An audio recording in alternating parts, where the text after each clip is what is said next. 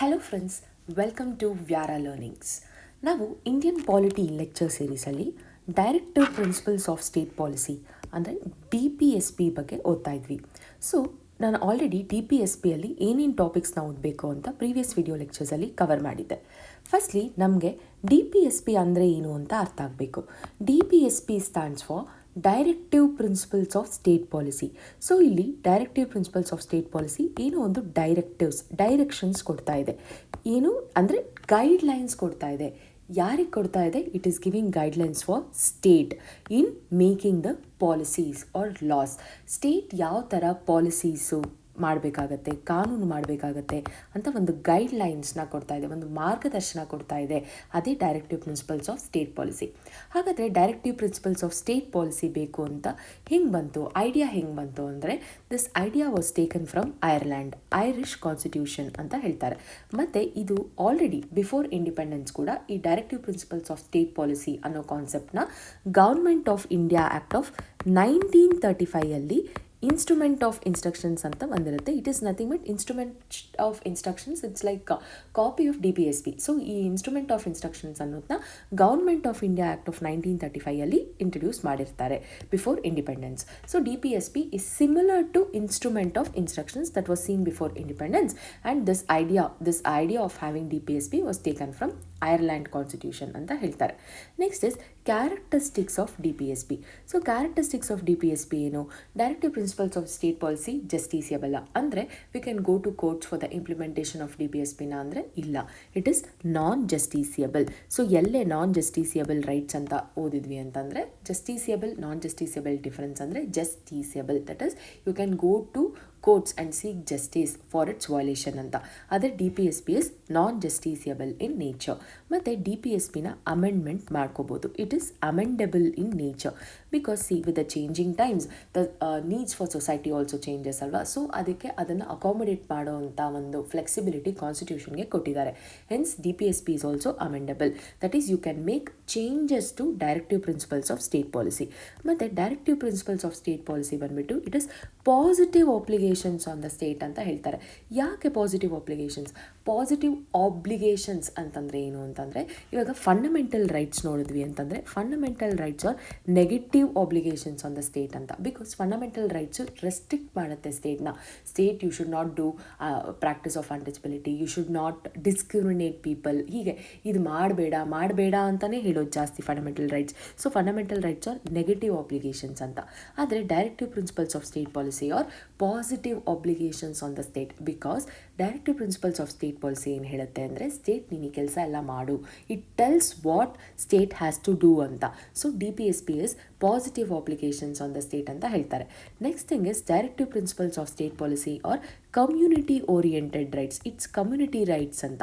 ಯಾಕಂದರೆ ಇದು directive principles of state policy it's speaks more about the communities like SC ST women, ಈ ಥರ ಒಟ್ಟಾಗಿ ಕಮ್ಯುನಿಟಿ ಬಗ್ಗೆನೇ ಹೇಳುತ್ತೆ.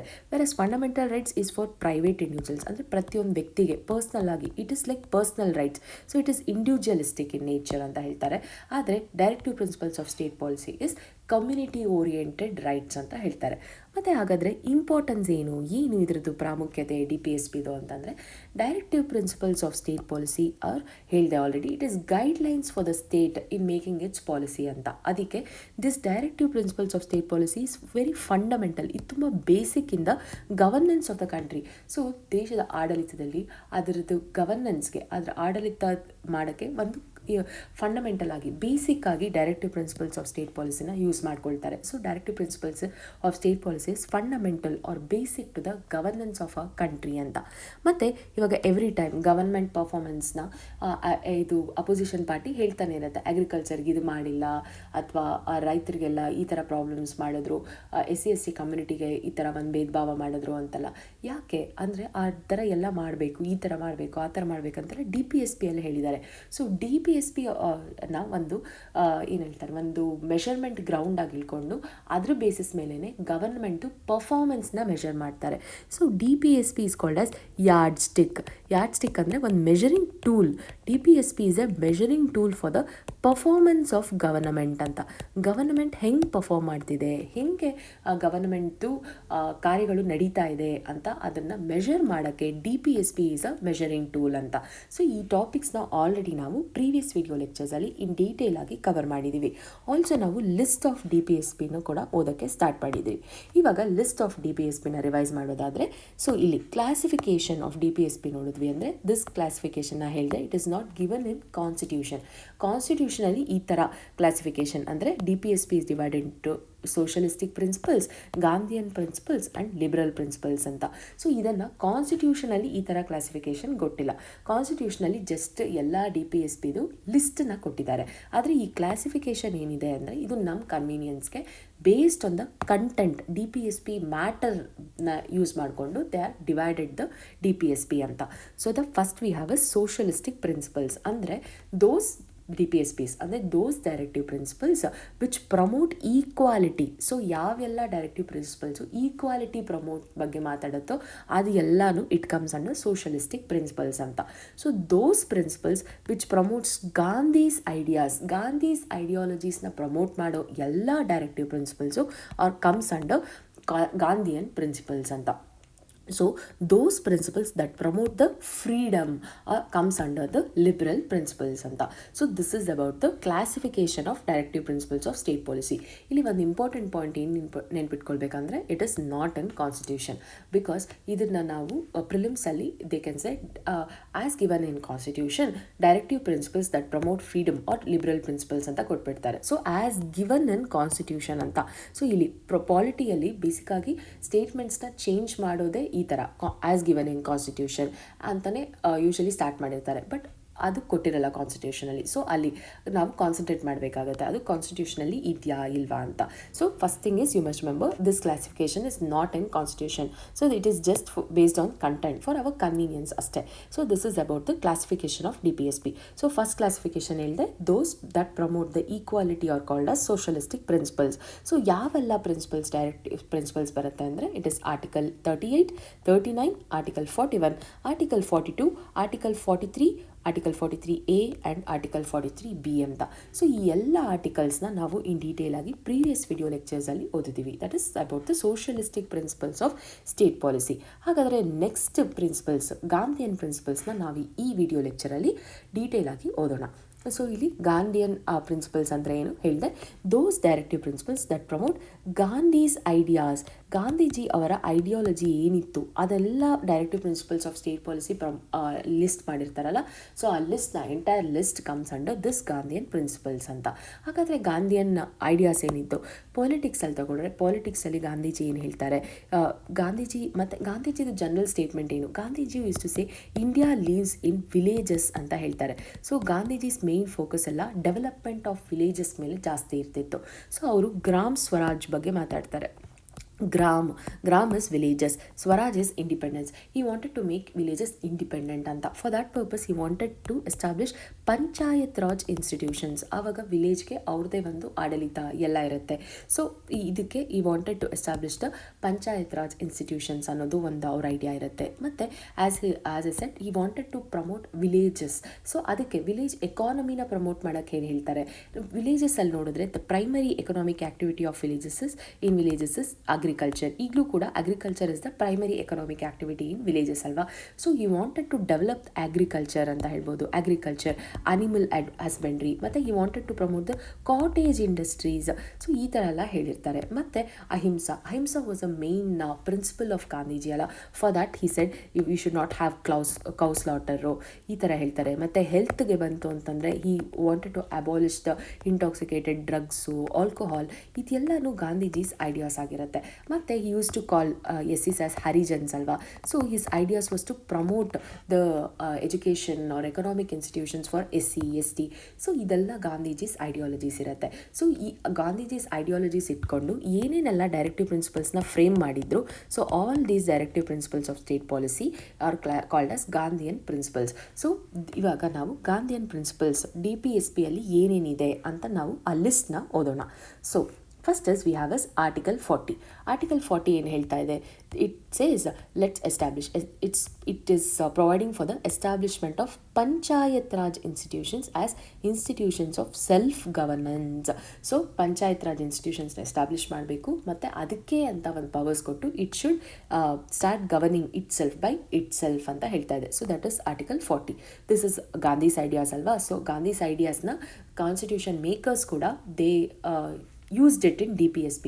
So this principle is Gandhian principle because it's saying about the Panchayat Raj institutions in villages, and Gandhi said let's establish the Panchayat Raj institutions of self governance anta. So this is one of the Gandhian principles, that is article 40.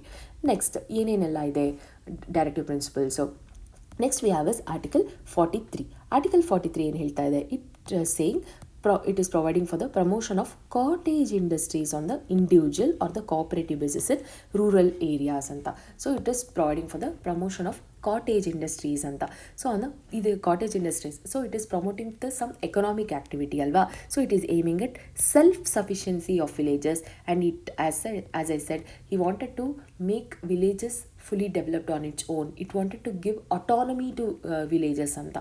So adike Gram Swaraj, by giving all this he wanted to establish the self sufficiency of villages, and he wanted to establish this Gram Swaraj. So this is the idea of Gandhiji. So this is what the directive principle is promoting for. So this is about article 43. So state ಕಾನೂನು ಮಾಡಬೇಕಾದ್ರೆ ಈ ideas ಎಲ್ಲ ನೆನ್ಪಿಟ್ಕೊಳ್ಬೇಕು. So villages ಅಂತ ಬಂತು ಅಂತಂದರೆ state has to keep all this in mind, and it has to make policies or schemes by keeping all these principles in mind. So this is about article 43. Next articles ಏನೇನಿದೆ Gandhiji's for ideas ಅಲ್ಲಿ, first we have next we have is article 46. Article 46 ಏನು ಹೇಳ್ತಾ ಇದೆ, it is providing for the promotion of education and economic institutions of SC, ST and other weaker sections, and protect them from social injustice and all forms of exploitation. Even article 23 ಅಲ್ಲಿ ನೋಡಿದೆ, it is also saying ಅಲ್ಲ it is also providing for the prohibition of all the exploitation ಬಗ್ಗೆ ಹೇಳುತ್ತೆ. article 43, that is fundamental rights ಅಲ್ಲಿ right against exploitation comes under article 23 and 24 ಅಲ್ವಾ. even fundamental rights also is providing for this.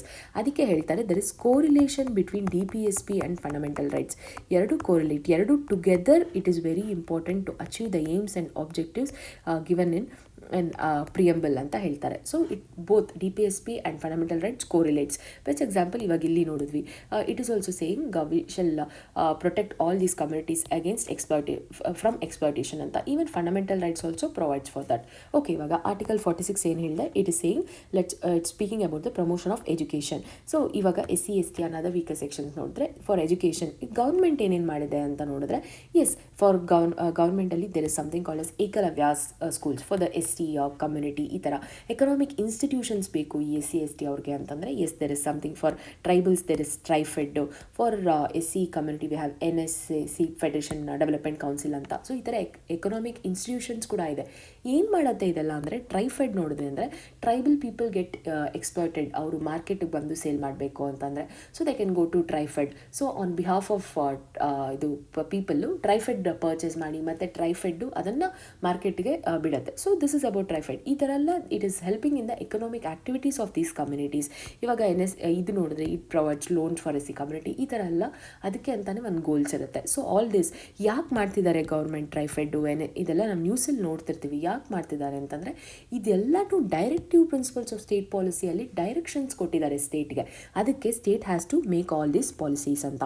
So this is about the article 46. Next we have is article 47. So what is this article 47 says is, it is saying increase the level of nutrition and standard of living and improve the public health and prohibit the consumption of intoxicating drinks and drugs. Even Gandhi's birthday, Gandhi Jayanti, all this stores will be closed alva. So it is like, this is all Gandhi's ideas. Even directive principles of state policy has taken this idea of Gandhiji. So this is about article 47. It is saying increase the level of nutrition. For that government in Madide, we have something called as National Nutrition Mission anta. For health we have National Health Policy. So this is about article 47. Next we have is article 48. ಹಾಗಾದರೆ article 48 ಏನು ಹೇಳ್ತಾ ಇದೆ, it is saying it is saying about the organization of agriculture, animal husbandry and prohibition of cow slaughters ಅಂತ. For agriculture ನೋಡಿದ್ರೆ we have Pradhan Mantri Kisan Yojana. For agriculture water shed developments ಇದೆ. We have Pradhan Mantri ಕೃಷಿ ಸಿಂಚಾಯಿ ಯೋಜನಾ. ಈ ಥರ ಎಲ್ಲ ಜಾಸ್ತಿ ಅಗ್ರಿಕಲ್ಚರ್ಗೆ ತುಂಬ ವೆಲ್ಫೇರ್ ಸ್ಕೀಮ್ಸ್ ಮಾಡ್ತಾ ಇರ್ತಾರೆ. Because organisation of agriculture is one of the directives that is been given. So ಅದಕ್ಕೆ ಸ್ಟೇಟ್ ಇದೆಲ್ಲನೂ ಮಾಡ್ತಾನೆ ಇರ್ತಾರೆ for agriculture. And also agriculture is the backbone of Indian economy ಅಲ್ಲ. So for this reason government will come up with lot of schemes for promoting agriculture, animal husbandry ಅಂತ. So this is about article 48. So this completes with this articles we have completed the Gandhian principles. So all those principles which have the content of Gandhi's ideas comes under Gandhian principles, and now we have seen all of them and we have completed the Gandhian principles. So with this we have completed the socialistic principles, Gandhian principles, and the next is liberal principles. Andre those directives that deal with the freedom, that speaks about the freedom of people, freedom of communities. So those comes under the liberal principles. We shall study about the liberal principles in detail in the next video lectures. For more videos, keep watching Vyara Learnings, and also please share, subscribe Vyara Learnings. Keep watching and keep learning. Thank you.